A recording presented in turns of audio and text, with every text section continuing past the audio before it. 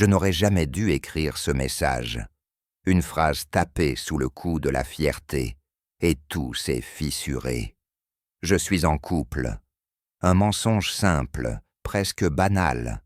Mais au moment où l'écran s'est éteint, j'ai compris que je venais d'ouvrir une porte que je ne pourrais plus refermer. Et lui, il était déjà trop près pour que je fasse semblant de ne rien ressentir.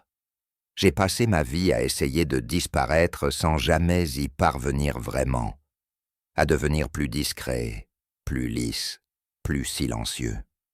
10 ans après le lycée, il a suffi d'un message pour que tout remonte à la surface. Le groupe de discussion s'est rallumé comme une cicatrice qu'on gratte trop fort. Des souvenirs, des blagues, des noms que je n'avais pas prononcés depuis des années. Et cette question, lancée comme une lame. « Alors, tu viens avec ton copain ?» Je ne sais pas pourquoi j'ai répondu, peut-être par orgueil, peut-être par fatigue. Mes doigts ont tapé avant que ma peur ne puisse m'arrêter. J'ai menti. Et aussitôt, mon cœur s'est mis à battre trop fort. Le mensonge flottait au-dessus de moi, comme un orage. C'est ce matin-là que je l'ai vu entrer. Joël, 36 ans, calme, précis. Toujours ce regard posé qui semblait voir au-delà des apparences. Il venait souvent, mais je n'avais jamais osé lui laisser plus qu'un sourire poli. Pourtant, chaque fois qu'il était là, l'air semblait changer, chargé, instable. Quand il a parlé au téléphone, je n'ai pas voulu écouter. Mais ses mots se sont glissés jusqu'à moi. Il expliquait, doucement, qu'il ne pouvait pas forcer ce qu'il n'était pas, que son cœur ne suivait pas les attentes des autres. J'ai senti quelque chose vibrer sous ma peau, une chaleur discrète mêlée à la peur. Nos regards se sont croisés, ensuite, trop longtemps. Un silence tendu s'est installé entre nous, comme si le monde autour s'était estompé. Mon cœur battait trop fort, chaque nerf éveillé. J'étais pris entre le désir et la fuite. Toute la journée, son image est restée là, et la peur aussi. La réunion approchait. Les souvenirs revenaient, les regards moqueurs, les rires étouffés, cette sensation d'être toujours de trop. Je l'ai rejoint sur le parking sans réfléchir. Mes mains tremblaient. Chaque pas me rapprochait d'un point de non-retour. Lorsqu'il s'est tourné vers moi, son regard était ouvert, attentif. Aucun jugement. Les mots sont sortis brisés. Je lui ai parlé du mensonge, de la honte, du besoin désespéré de ne plus me sentir petit. Le silence entre nous brûlait plus fort que n'importe quelle réponse. Il s'est approché, pas trop, juste assez pour que je sente sa présence, la chaleur de son corps dans l'air froid. Son regard n'a pas fui. Au contraire, « Raconte-moi tout », a-t-il dit. À cet instant précis, j'ai compris que je venais de franchir une ligne invisible et que quoi qu'il arrive ensuite, rien ne serait plus jamais simple. Je pensais que le plus dur était derrière moi, que le simple fait d'avoir osé lui parler avait déjà tout bouleversé. Mais ce soir-là, quand son message est apparu sur mon écran, j'ai compris que le vrai danger ne faisait que commencer, parce que désormais, ce n'était plus un mensonge que je protégeais, c'était quelque chose de bien plus fragile. Je n'ai presque pas dormi cette nuit-là. Chaque fois que je fermais les yeux, je revoyais son regard posé sur moi, calme mais chargé d'une attention que je n'avais pas imaginée possible. Sa voix résonnait encore dans ma tête, basse, posée, comme si elle avait trouvé un chemin direct vers quelque chose en moi que je gardais verrouillé depuis des années. Son message était simple, trop simple pour l'effet qu'il produisit. On peut se voir demain pour en parler. Mon cœur s'est emballé immédiatement. Une partie de moi voulait répondre oui sans réfléchir. Une autre criait de reculer, de refermer cette porte avant qu'elle ne s'ouvre complètement. J'ai tapé, effacé, puis tapé de nouveau. Quand j'ai finalement accepté, j'ai senti une chaleur étrange glisser sous ma peau, un mélange d'excitation et de peur. Nous nous sommes retrouvés en fin d'après-midi. L'air entre nous semblait plus dense que d'habitude, comme chargé d'électricité. Il m'a regardé longuement avant de parler, et ce silence a fait naître un frisson le long de ma nuque. Ses yeux se sont attardés sur moi, une seconde de trop, et j'ai senti mon pouls s'accélérer. Il a voulu tout clarifier, les règles, les limites. Sa voix était posée, rationnelle, presque trop maîtrisée. Il parlait de la réunion, des regards, des questions auxquelles il faudrait répondre. Je hochais la tête, mais mon esprit s'égarait ailleurs. Chaque mouvement de sa main, chaque pas qu'il faisait vers moi, réduisait l'espace entre nous d'une façon dangereuse.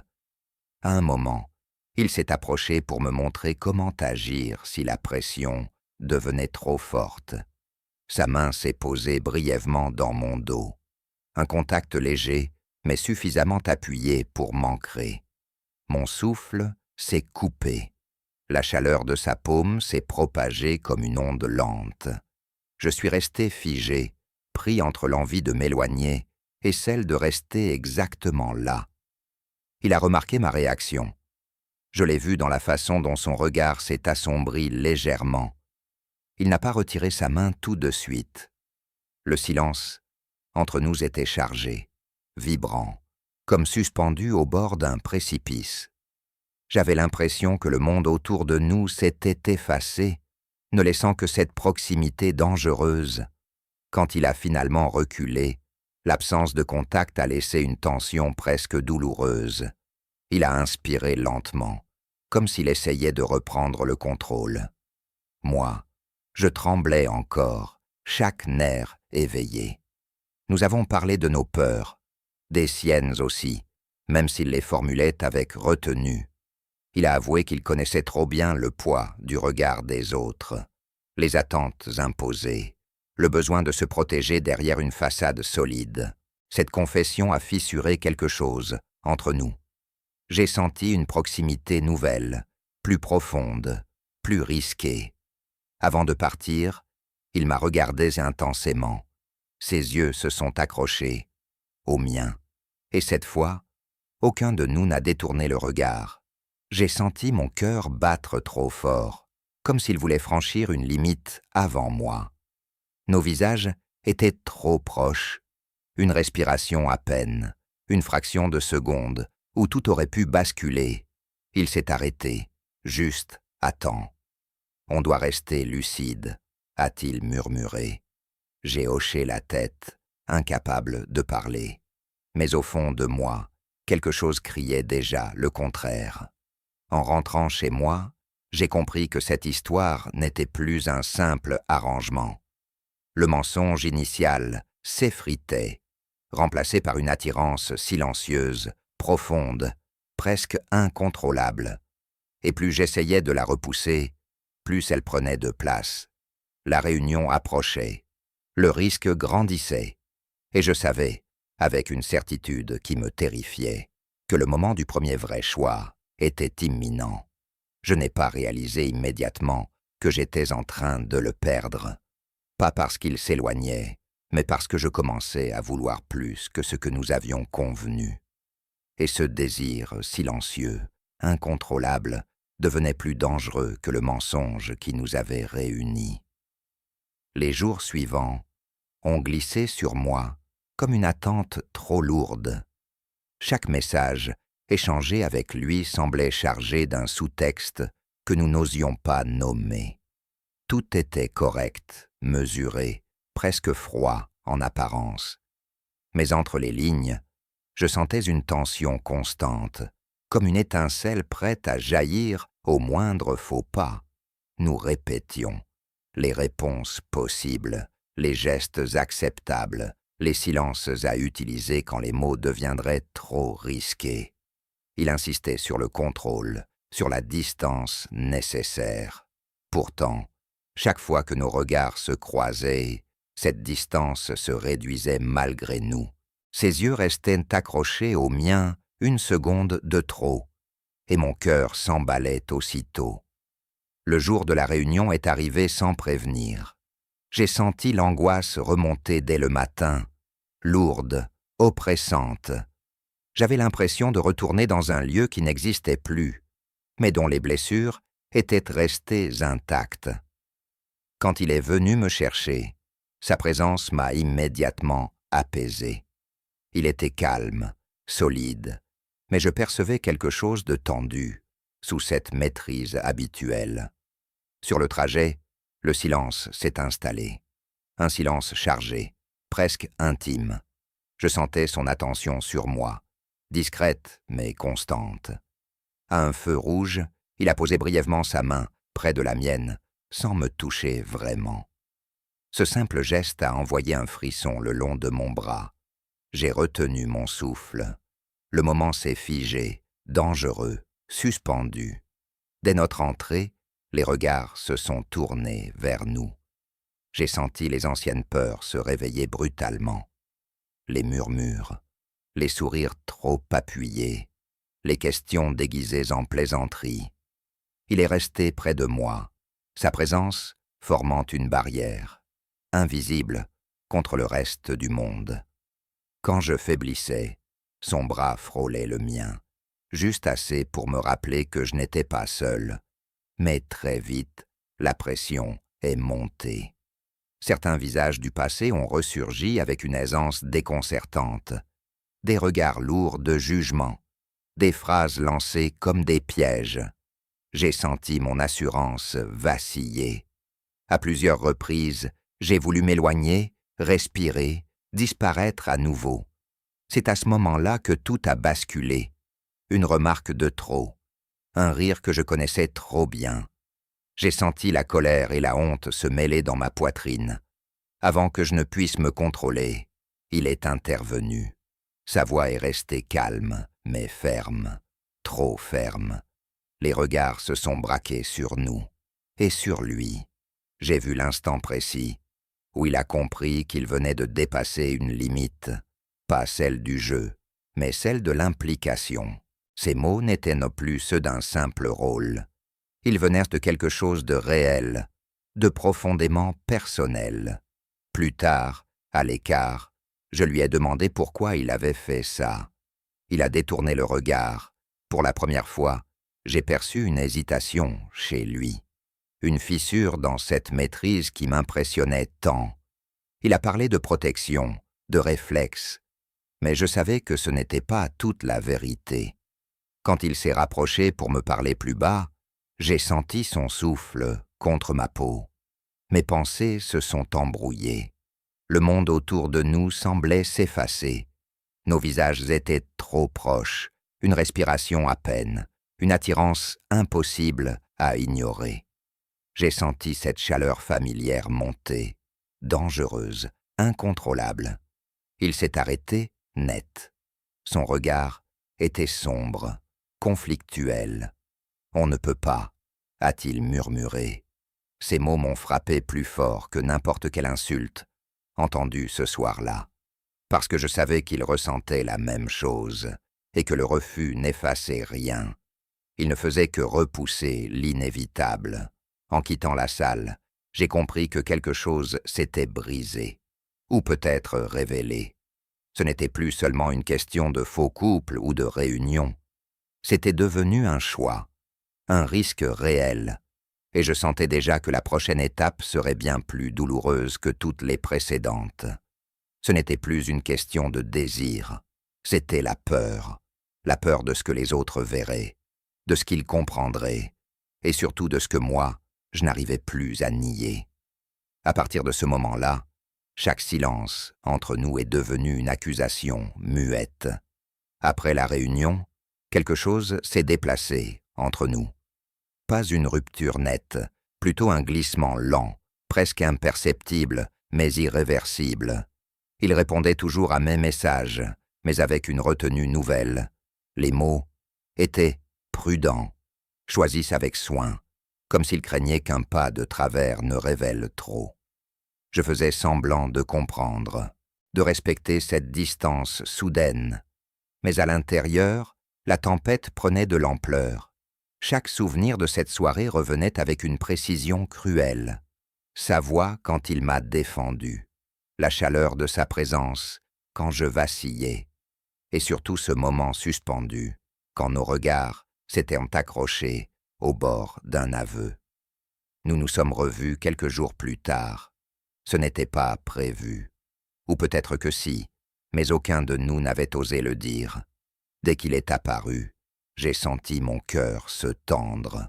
Il semblait plus fermé, plus rigide, comme s'il avait dressé une barrière invisible entre nous. Il a parlé le premier, de limites, de conséquences, de ce que les autres pourraient en penser, s'ils avaient remarqué quoi que ce soit. Chaque mot était raisonnable, justifié, et pourtant, chacun d'eux me blessait un peu plus, parce qu'il ne parlait jamais de ce qu'il ressentait, seulement de ce qu'il fallait éviter. À un moment, j'ai craqué. Je lui ai demandé s'il regrettait, s'il aurait préféré ne jamais accepter de m'accompagner. Le silence qui a suivi était lourd, presque suffocant. Il m'a regardé longuement, comme s'il cherchait une réponse acceptable, pas une réponse honnête. Quand il a finalement parlé, sa voix était basse, trop maîtrisée. Il a dit que ce n'était pas le moment, que la situation était compliquée, que son monde ne fonctionnait pas comme le mien. J'ai senti quelque chose se fissurer en moi, pas à cause de ses mots, mais à cause de ce qu'ils évitaient soigneusement. Je me suis levé, incapable de rester immobile. La distance entre nous semblait soudain immense. Et pourtant, quand je suis passé près de lui, son bras a frôlé le mien. Ce contact involontaire a suffi à faire remonter tout ce que nous tentions de contenir. Mon souffle s'est accéléré. J'ai senti cette chaleur familière, ce feu sous la peau que je ne savais plus éteindre. Il a réagi immédiatement, trop vite. Il s'est écarté comme si ce simple frôlement était déjà une faute. Son regard s'est assombri, chargé de conflit. Et là, pour la première fois, j'ai vu la peur chez lui. Pas la mienne, la sienne. Il a murmuré que quelqu'un avait parlé, que certains avaient remarqué son attitude, que son entourage commençait à poser des questions. Le poids de ces mots s'est abattu sur moi brutalement. J'ai compris alors que je n'étais plus seulement en danger émotionnel. J'étais devenu un risque social, une menace pour l'équilibre qu'il avait construit. Cette réalisation m'a blessé plus profondément que je ne l'aurais cru. Non pas parce qu'il avait peur, mais parce que, dans cette peur, il semblait prêt à me repousser, à me faire taire, à me laisser seul avec ce que nous avions réveillé ensemble. Je lui ai demandé s'il voulait que tout s'arrête. La question est restée suspendue entre nous. Son silence était une réponse incomplète. Et pourtant, il parlait plus fort que n'importe quel refus clair. Quand il est parti ce soir-là, j'ai senti un vide brutal s'installer. Pas une fin. Pire, une attente douloureuse, une incertitude constante. J'étais pris entre l'envie de le protéger et celle de me protéger moi-même. Je savais pourtant une chose. Quoi qu'il décide, je ne pourrais plus revenir en arrière. Ce lien, aussi fragile soit-il, avait déjà laissé une marque trop profonde. Et au fond de moi, une certitude s'imposait lentement, implacable. La prochaine fois, quelqu'un serait blessé.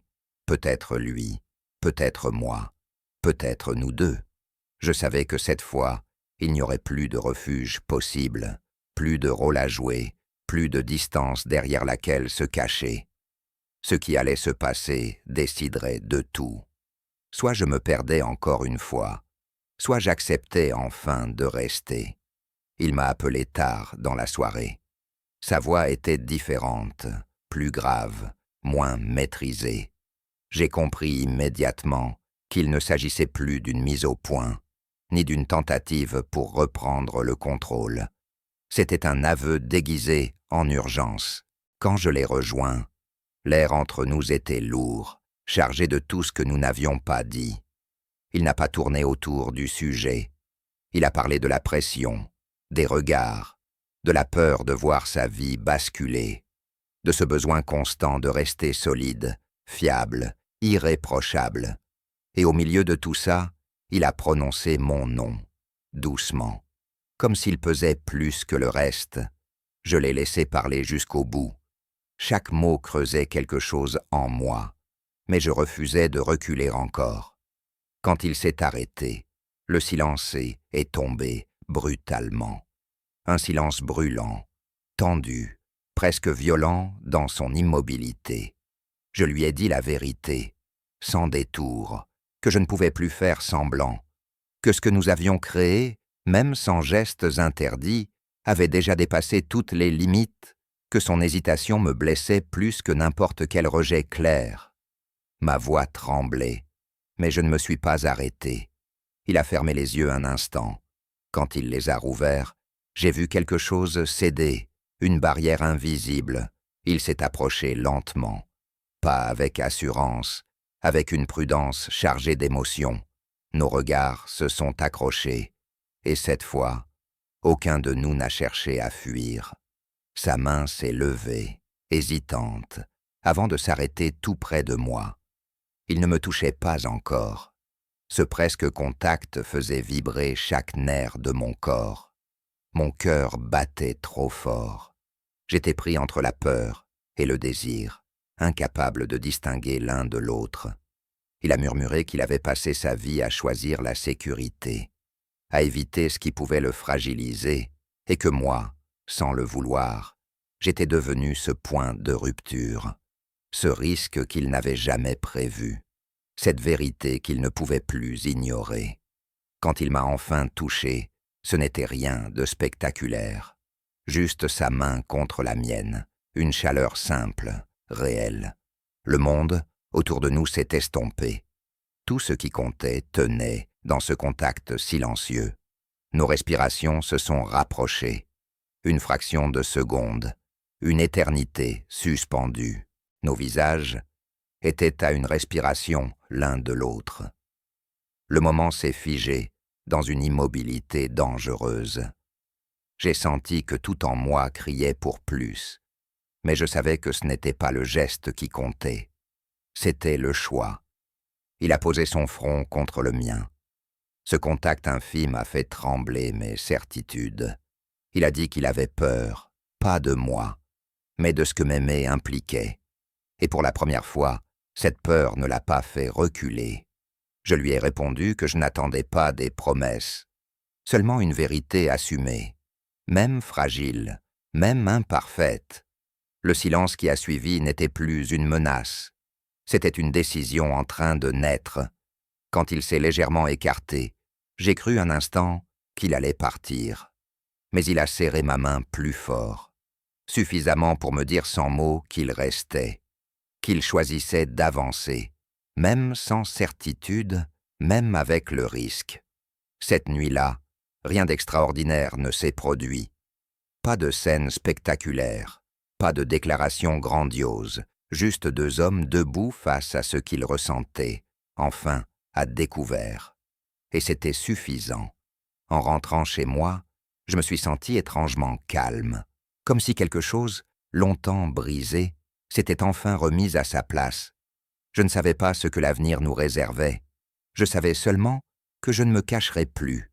Ce n'était pas une fin parfaite, c'était mieux que ça, c'était un début vrai.